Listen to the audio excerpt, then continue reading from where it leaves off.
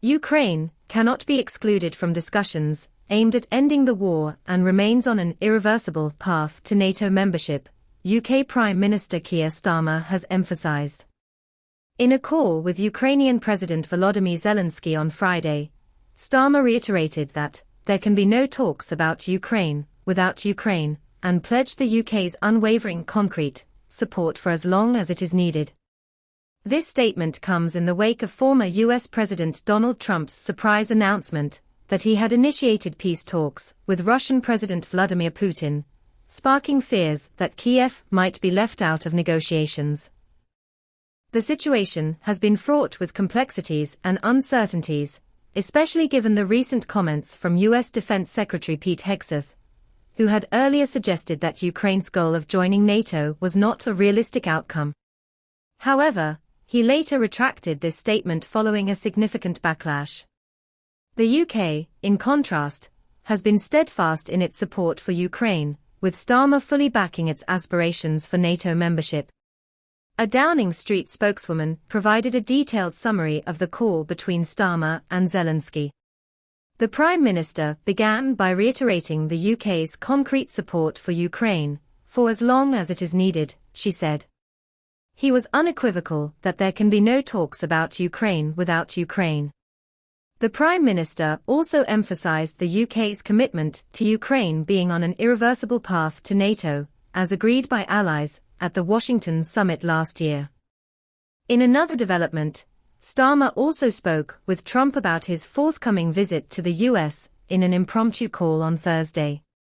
The Prime Minister hosted President Trump's special envoy to the UK, Mark Burnett, for talks in Downing Street, where he received a surprise call from Trump.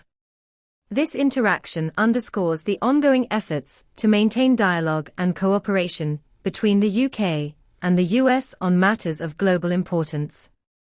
The fate of Ukraine was a central topic at the Munich Security Conference, where US Vice President J.D. Vance was scheduled to meet President Zelensky. Zelensky made it clear that he would only meet Putin after Kiev and its allies in the US and Europe had devised a comprehensive plan to end the war. He stated, "I will meet with Putin only after we have a common plan with Trump and Europe. We will sit with Putin and stop the war. Only in this case am I ready to meet." This condition highlights the importance of a unified and coordinated approach to resolving the conflict. Zelensky also emphasized that Ukraine must not be excluded from talks, saying, "I think it is very important that decisions about Ukraine are not made without Ukraine.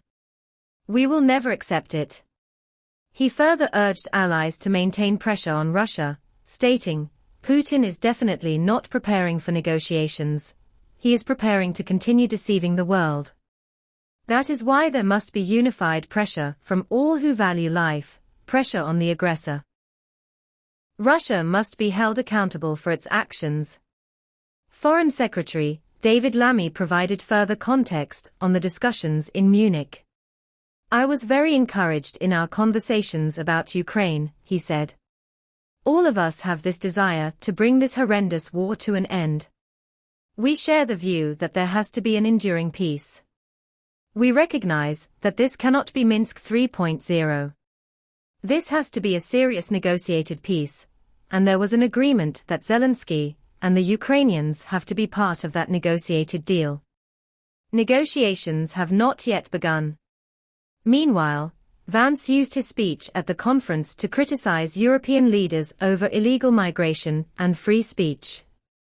In a speech focused on democratic values, he claimed that the basic liberties of religious Britons, in particular, are under threat. He also mentioned the case of Adam Smith Connor, who was found guilty last year of failing to comply with a public space protection order for praying outside an abortion clinic in Bournemouth in November 2022. Vance made only a brief reference to Ukraine, saying that the Trump administration believes we can come to a reasonable settlement. As the international community continues to grapple with the ongoing conflict in Ukraine, the statements from global leaders underscore the complexity and the need for coordinated efforts to achieve a lasting peace. The inclusion of Ukraine in all discussions and negotiations remains a critical component of any potential resolution.